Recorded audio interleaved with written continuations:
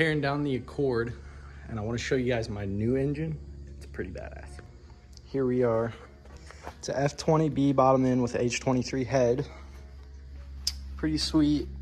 Turbo manifold down here, but I'll just show you guys the list up on screen, like right here or something. It's pretty wicked.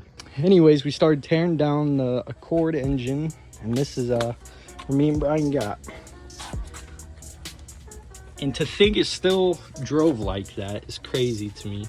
The top end doesn't look too bad, besides that's filled with oil. Makes me a little nervous. But yeah, that's pretty hefty. Real good. So one thing that's crazy about making 400, 370, whatever, horse on that little engine is the CV axles. I just had some AutoZone specials with the lifetime warranty, and I only broke one the whole time I had this thing ripping. I think it's pretty impressive to me that just some, wherever it's at, AutoZone CV axles hold that much power that well. Finally got the engine out. Let me tell you what, I did not know it went all the way through. That's pretty good stuff. Wow. Wow.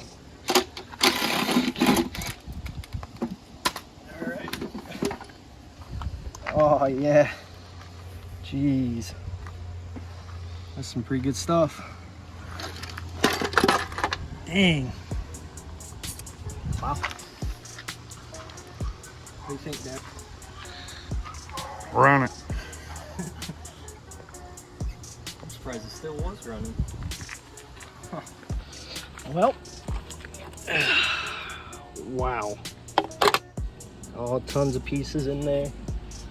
Destroyed the windage tray. Crank doesn't look too bad though. Other side of the block. Yeah, that's pretty wicked. Well, with that, I'm gonna start cleaning up the engine bay of the Accord and start getting everything ready to put the new engine in.